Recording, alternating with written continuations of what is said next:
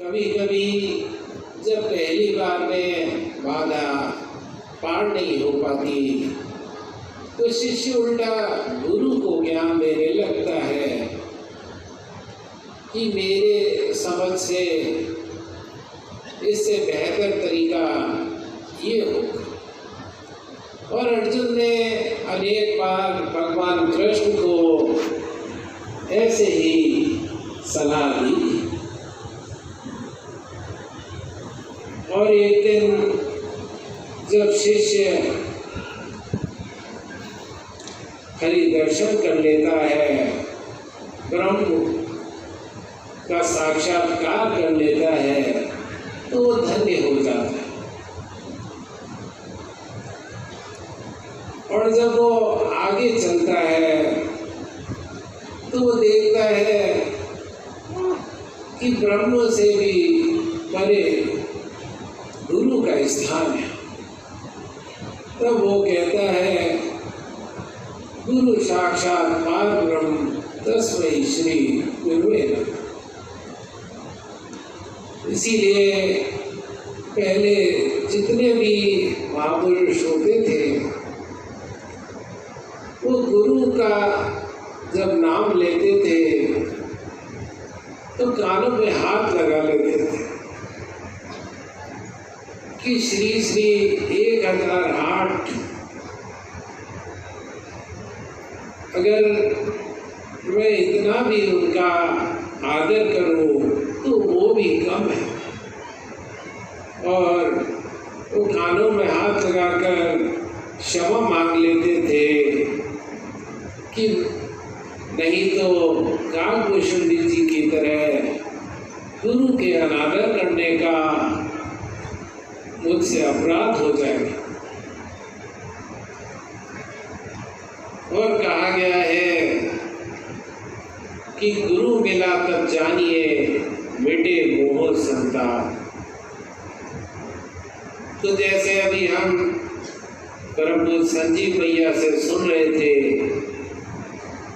कि हमारी आंखों पे 5 तरह के चश्मे लगे, काम क्रोध लोभ मोह और अहंकार। इनके हटने के बाद ही हम इस संसार का वास्तविक रूप देख पाते हैं। तो परम पूज्य गुरु महाराज ने बताया कि इनमें से जो मोह है कि अपने से और अपनी वस्तुओं से जो लगाव है, और अहंकार कि मैं और मेरा, ये दोनों एक ही है।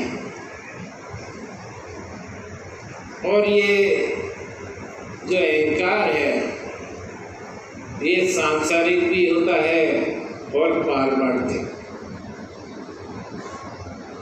और अभी हम परम पूज्य छोटे भैया से सुन रहे थे कि जब हमें रास्ते की वस्तुओं से लगाव हो जाता है, रिद्धि सिद्धियों से लगाव हो जाता है, तो हम वहीं रुक जाते हैं।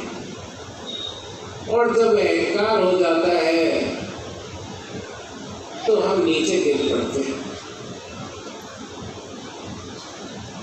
तो परम पूज्य गुरु महाराज ने इस अहंकार से बचने का रास्ता अपने 10 श्लोकों में लिखा है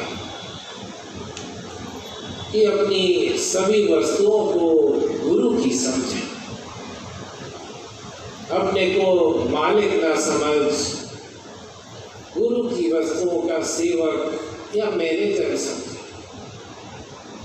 और अपनी सब इच्छाओं को गुरु की इच्छाओं में मिला दें। और इसका उदाहरण के लिए कल हम विवेकानंद जी और उनके गुरु भाई श्री गिरीश चंद्र बोस जी की कथा सुन रहे थे कि गिरीश बाबू के पत्नी बच्चों का देहांत हो गया और उनका व्यापार भी समाप्त हो गया और वो महल से निकलकर एक कोठरी में रहने लगे। तो विवेकानंद जी आए और उन्होंने कहा कि आपको वहाँ दुख है। तो बोले कि जो मेरा परिवार था तो वो तो गुरु का दिया हुआ था, उन्होंने वापस ले लिया, और जो व्यापार था वो भी उन्हीं का था, और मैं तो कोई कंप्लेन भी नहीं कर सकता क्योंकि मैंने तो अपने को भी उन्हीं को सौंप रखा। इसके लिए लिखा है, न खुशी अच्छी न गम अच्छा, गुरु जिस हाल में रखे वही अच्छा। तो यही निष्कामता का स्थान है, यही गुरु की इच्छा से जीवन यापन का तरीका है।